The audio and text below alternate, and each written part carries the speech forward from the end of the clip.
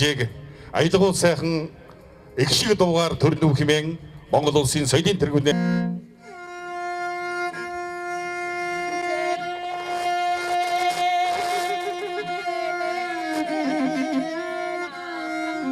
өрөөдгөөснийг та бүхэндээ танилцуулж байна.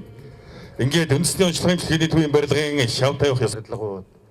За мөн одоо төслийн нэгжийнхэн за хамгийн гол нь одоо 2 дугаар эмнэлгийн Дуулын баяжуулах үйлдвэрийн 70 гаруй тэрбум төгрөгийн хөрөнгө оруулалтаар баригдаж Японы 진심으로 축하합니다. Өнөөдөр энэхүү Солонгосын эдийн засаг хөгжлийн хамтын улсын 2 дугаар төв эмнэлгийн дарга баясгалан нарыг шав тавих ёслолд орж байна.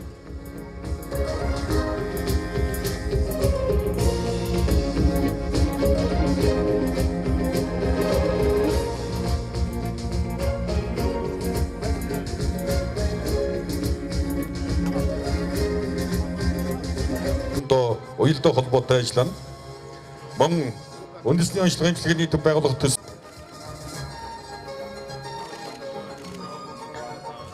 үндэсний онцлогын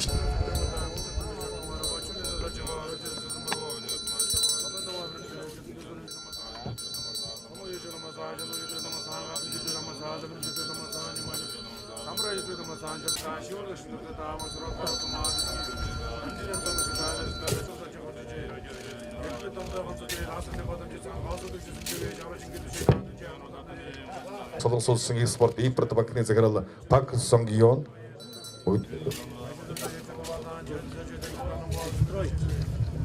өнөөдрийн шав тавих ёслолд хүрэлцэн ирсэн оюун ухаанд оюун чимэг инх болд төгс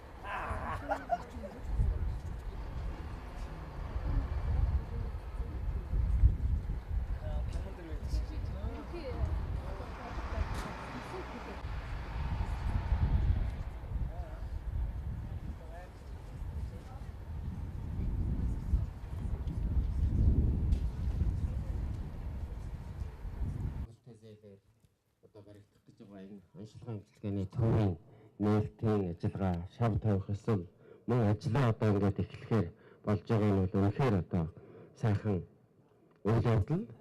Тэгээ энэ одоо үйл явдлын хүрээнд бол энэ барилга бол 15,000 метр квадрат тал байд баригдах юм том одоо онцлогын эмчилгээний төв.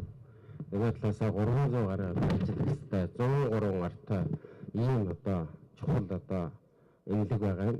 Онцлогооны төв байгаа юм. За энэ онцлогооны төв бол энэ 2 дугаар эмнэлгийн одоо улсын 2 дугаар төв эмнэлгийн одоо корпустай холбогдож ажиллах учраас энд бол одоо нэг том одоо зохицлоор эмнэлэг бол баригдах. Нөгөө талаасаа та бүхэнд харж байна. Цус судлалын үндэсний төвийн барилга одоо удахгүй ашиглалтанд орно. Энэ бол нэлээд бодлоготой хийгдсэн ийм одоо зохицлоор барилгууд байгаа юм аа. Ингээд энэ одоо үйл ажиллагааг өнөөдрийн одоо энэ баярт үйл ажиллагаанд одоо Монгол Улсын ерөнхий сайд оролцож байгаа нь бол одоо үнэхээр одоо бидэнд таатай мэдээлэхэд одоо маш сайхан байна. Ингээд өнөөдрийн энэ үйл ажиллагааг нийслэл мэдээлээ. Монгол Улсын ерөнхий сайд чимгийн сайхан бэлгийг одоо урьж байна. сайд улс хүн бусад бүх төлөөлөгчдөд энэ өдрийн хамгийн халуун мэндийг хүргье. Монгол Улсын засгийн газрын 2012-оос 16 оны Эрүүл Монгол хүн хөтөлбөрийн гол цөм нь эрүүл мэндийн салбарт техник технологийн шинжилгээ хийх зорилт байсан. За энэ зорилтыг хэрэгжүүлэхийн тулд өнөөдрийг хүртэлх хугацаанд эмчилгээ онцлогоонд орчин үеийн техник технологиг нэвтрүүлэхийн төлөө засгийн газраас анхаарч ажиллалаа. Үүний үр дүнд 11 аймгийн нэгдсэн эмнэлэг бүсийн онцлогооны төвд 23 тэрбум төгрөгийн хөрөнгө оруулалтаар өндөр хүчин чадал бүхий тоног төхөөрөмжтэй онцлогооны төвийг байгууллаа. Саяхан Японы улсын 130 гаруй тэрбум төгрөгийн буцалтгүй тусламжаар барих анагаахын шинжилгээ ухааны үндэсний их сургуулийн нэгдсэн эмнэлгийн их бүтээн байгуулалтуудыг бид бүхэн хамтдаа эхлүүллээ. Австрийн засгийн газрын 28 сая еврогийн хөнгөлөлтөө зээлээр улсын 1-р төв эмнэлэг, хавдар судлалын үндэсний төв, их хүүхдийн эрүүл мэндийн үндэсний төв, цэргийн нэгдсэн эмнэлгүүдэд хамгийн сүүлийн үеийн онцлогоо эмчилгээний тоног төхөөрөмжүүдийг бас тус нийлүүлсэн. Эрдэнэ туулын баяжуулах үйлдвэрийн 70 гаруй тэрбум төгрөгийн хөрөнгө оруулалтаар баригдаж, Японы менежментээр ажиллах Медифас онцлогооны төв сарын өмнө ашиглалтанд орж нээлттэй хийсэн. 7 хоногийн өмнө Бельгийн засгийн газрын хөнгөлөлтөө зээлээр Ховд аймаг дахь бүсийн онцлогооны эмчилгээний төвд 6.5 сая еврогийн тоног төгрөгч нийлүүлэх төслийн баг бас ажилдаа орлоо. Өвөө хөгжлийн байгууллагуудын санаачлах хөрөнгө оруулалтаар Гранд Мед, Интермед зэрэг томоохон эмнэлгүүд зөндөрлөн бослоо. Тэгвэл өнөөдөр та бид бүхэн хамтдаа улсын 2 дугаар төв эмнэлгийн хамт олонны олон жил хүсэн хүлээж мөрөөдөл нь болсон үндэсний онцлогоо эмчилгээний төвийн барилгын шав тавих ёслолтой хамтдаа оролцож байна.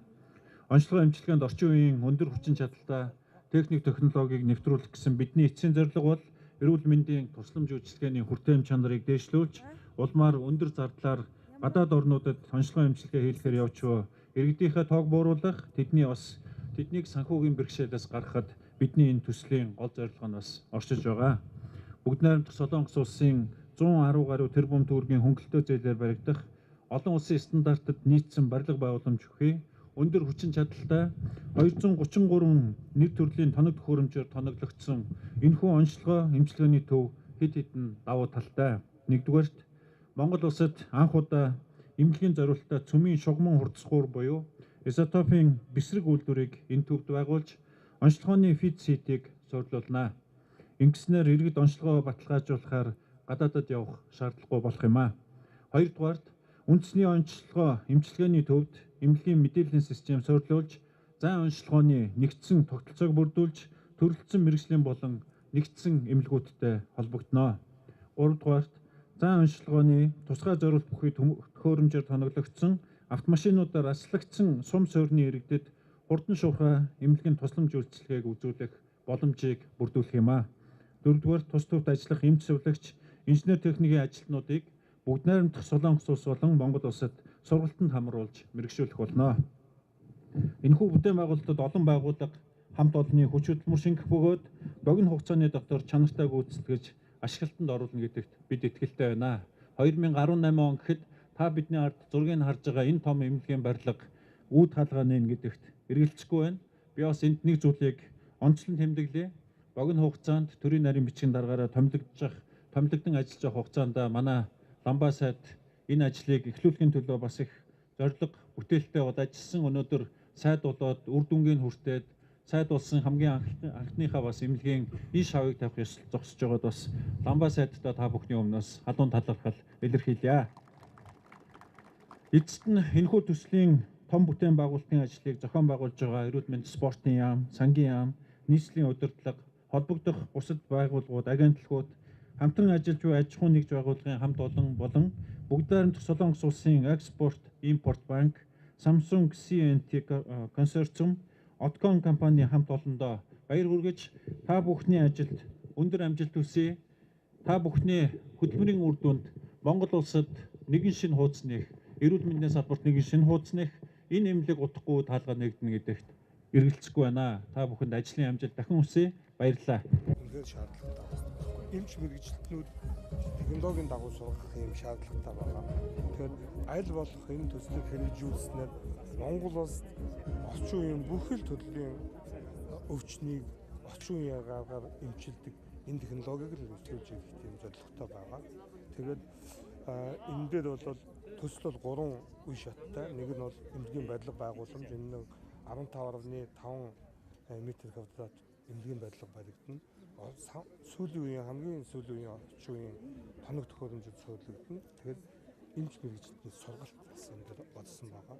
Тэгээд ер нь бол гадаадад өвчтөн илгээхгүй бол ёл гэсэн зорилготой хийгдэж байгаа. Төслийн санхүүжилт юм байна. Санхүүжилтийн асуудал бол биднээс тэр 2012 онд зээлэнгээр хийгдсэн. Тэгэхэд бол нийт санхүүжилтийн хэмжээ бол 56 орчим сая амигт доллар. Одоогийн ханшаар бол 110 тэрбум төгрөгийн өртөг бүхий тоног төхөөрөмж эмнэлгийн барилга байгууламж байгуулагдана. Яг тэр 3 үе шатаараа тийм үстэй. Улаан шатлалын эмнэлгүүдийн ачаал хэр баг. За ер нь бол би бол тийм ч их багасна гэж бодохгүй байгаа. Яагаад гэвэл манай улс чинь бол 1980-ад оноос хойш одоо Улаанбаатар хотод ихэд чинь хүн амын төлөвлөл бол маш их болцсон байгаа. Гэтэл байгуулагдж байгаа эмнэлгийн барилга байгууламж тийм ч олон биш байгаа. Тэгэхдээ энэ тодорхой хэмжээгээр хичээл аваад явна. Гол нь биднээс бас энэ мэрэгжлийн хувьд өрсөлдөөн үүсч эрүүл өрсөлдөөнөөр тухайн мэрэгжлийн салбар бас өсөд явах хаа гэж бодож байгаа. Манай хайг өнөөдөр байлаа хичнээн ортой яг энэ нэмэгдэх боловсон хүчин орны тоо нэмэгдэх нь яаж өөрчлөгдөх вэ? 2018 он гэхэд. Яг манайх бол одоогоор бол нэг 215 ортой. Тэгээ нийт 400 гаруй ажилтдаг. За энэ шинэ өргөтгөл дээр бол 350 ажилтан тэгээд 110 орн нэмэгдэхэд явж байгаа. Тэгээ энийг бол тухайн үед энэ бол Монголын засгийн газрын үүрэгд болцсон байгаа. Тухайн үед нь асуудлаа биднес эрүүл мэндийн яамтайгаа хэлэлцээ. Эрүүл мэндийн яамаараа дамжуулан засгийн газар тавьж шийдвэрлэнэ гэж бодож байна. За санхүүжилтлээр баярлалаа. Гээ баярлалаа.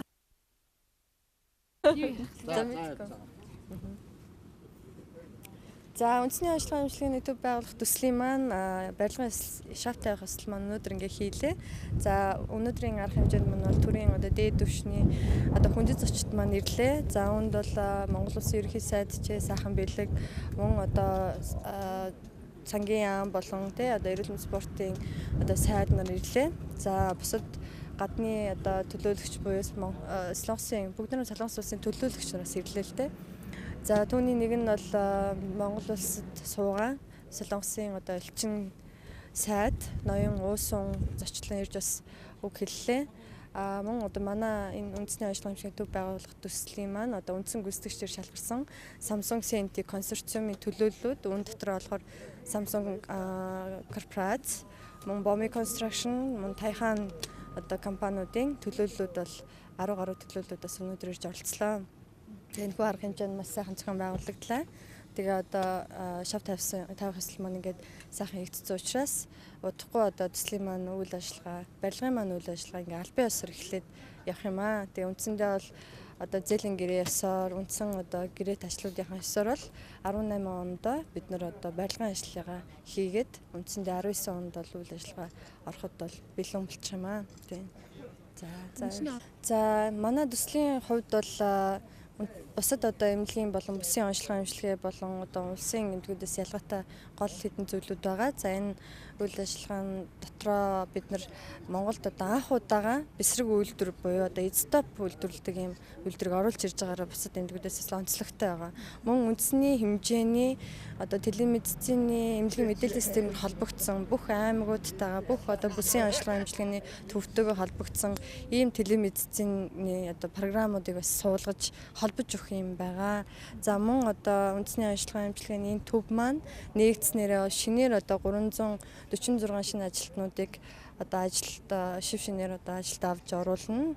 Ингэснээр үйл ажиллагаа хийгдэх ингээд үйл ажиллагаа аль биесээр эхлэх юм. За энэ ажиллах мэрэгчлэтнүүдийг маань Монгол улс болон Солонгос улсад бол гадааддод ингээд сургалт зохион байгуулж хамруулах юм байгаа. Тэгээ ингээд сүүлийн үеийн эмнэлгийн 233 төрлийн сүүлийн өндөр технологитой тийм тоног төхөөрөмжийг бас сурлуулах байгаа. Тэгээ энэ тоног төхөөрөмжтөр ажиллах мэрэгжлийн болсон хүчнүүдийг бэлтгэх байгаа. Энэ бол манай төслийн маань хүрээнд үндсэн 4 бүрэлдэхүүн хэсэгтэй байгаа. За нэгдүгээрт болохоор барилга маань баригдаад буюу энэ төв маань баригдах юм ажил байгаа. Үүнийхээ хажуугаар зэрэгцээд барилга маань 80-90% байхад бол тэр том даацын тоног төхөөрөмжүүд бол сурлуулагдаад эхлэх юм. За мөн хажуугаар нь бол бид нэр телемедицины програм зохиох бүх төвүүдтэйгээ холбох юм ажил давхар явагдана.